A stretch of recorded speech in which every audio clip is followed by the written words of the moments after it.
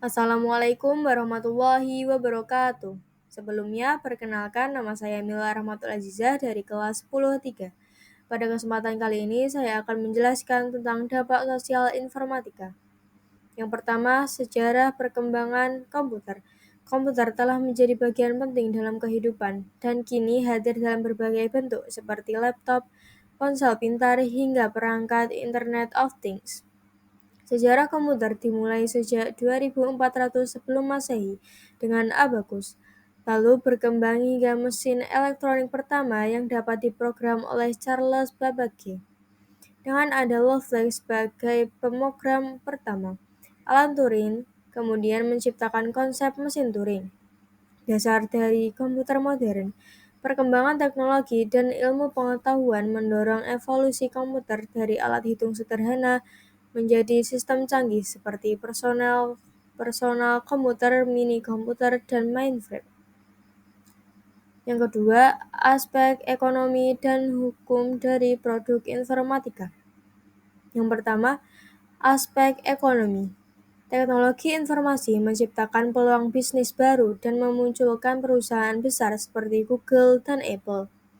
Di sisi ekonomi, teknologi memberi value berupa kemudahan, kenyamanan, dan efisiensi dalam kehidupan dan bisnis, termasuk melalui e-commerce, media sosial, dan aplikasi super. Banyak startup bermunculan di Indonesia dan menghasilkan unicorn seperti Gojek dan Tokopedia. Nilai perusahaan tidak hanya diukur dari laba, tapi juga dari jumlah pengguna dan investasi atau valuasi. Di sisi hukum, inovasi berbasis teknologi harus dilindungi melalui hak kekayaan intelektual agar pemikiran kreatif tidak disalahgunakan. Bidang informatika berpotensi besar dalam membangun bangsa lewat pengembangan produk yang mendukung sains dan teknologi. Yang kedua, aspek hukum. Perangkat lunak adalah karya intelektual yang dilindungi oleh hak kekayaan intelektual, sama seperti buku atau karya seni lainnya. Karena bentuknya digital, perangkat lunak rentan terhadap pembajakan yang merupakan tindakan melawan hukum. Setiap perangkat lunak memiliki lisensi yang mengatur hak dan batas penggunaannya. Jenis-jenis lisensi meliputi 1. Lisensi komersial, berbayar dan ketat dalam penggunaan. 2. Freeware, gratis digunakan namun tetap memiliki batasan. 3. Open source, penggunaan boleh mengakses, mengubah, dan mendistribusikan kode sumber.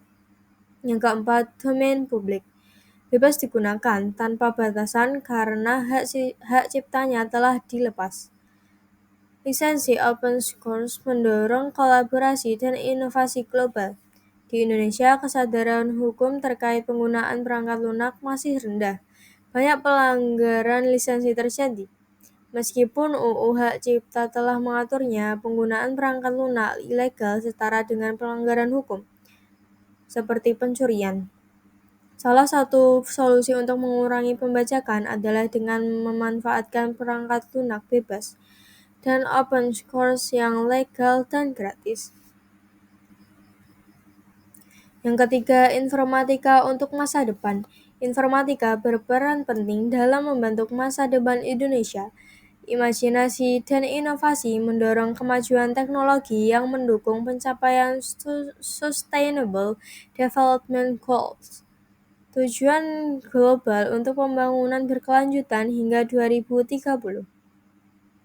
Kegagalan MDG sebelumnya disebabkan salah satunya oleh keterbatasan data, yang kini bisa diatasi dengan kemajuan teknologi.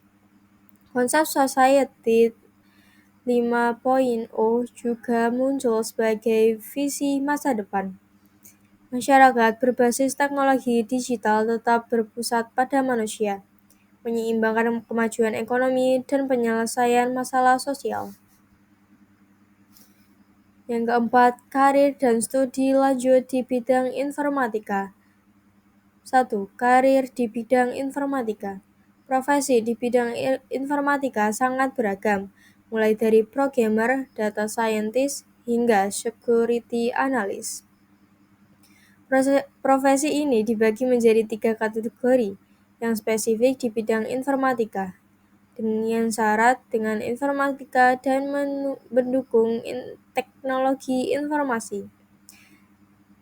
Seiring kemajuan teknologi seperti AI, IoT, dan cloud computing, banyak profesi baru bermunculan. Oleh karena itu, pelajar perlu aktif mengembangkan kompetensi melalui studi, sertifikasi, dan komunitas teknologi. Indonesia masih kekurangan teknologi ahli di bidang ini, sehingga peluang karir sangat terbuka luas. Kesiapan, rasa ingin tahu, dan kemampuan beradaptasi akan menjadi kunci sukses menyongsong masa depan dan mendukung tercapainya Indonesia Emas tahun 2045. Yang kedua, studi lanjut di bidang informatika. Disiplin informatika berasal dari matematika dan teknik elektro.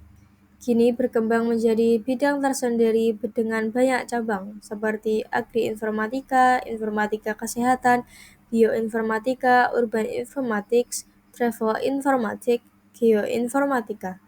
Informatika terdiri atas 5 pilar utama: sistem komputer, jaringan komputer dan internet, analisis data, algoritma dan pemrograman, TIK, dan dampaknya. Dua organisasi profesi utama, yaitu ACM dan IEE. Perjenjang pendidikan SD lebih berpikir tentang komputasional, SMP, TIK dan penerapannya, SMA karya digital inovatif, perguruan tinggi pilar informatika jadi program studi, dan selanjutnya 5 disiplin ilmu komputasi. Yang pertama, computer engineering, yang kedua, computer science, yang ketiga, information system, yang keempat, information technology, yang kelima, software engineering. Yang ketiga, sertifikasi di bidang informatika. Kompetensi informatika tidak hanya diperoleh lewat pendidikan. Banyak yang belajar secara otodidak melalui komunitas internet dan pelatihan. Yang dibutuhkan hanyalah rasa ingin tahu dan semangat tinggi. Salah satu bentuk pengakuan kompetensi adalah sertifikasi yang diakui oleh organisasi profesional atau perusahaan dan dapat meningkatkan kepercayaan dan penghasilan serta bisa diperoleh tanpa harus kuliah formal. Contoh penyedia sertifikasi yang pertama Microsoft, yang kedua Google, yang ketiga Oracle, yang keempat CISCO.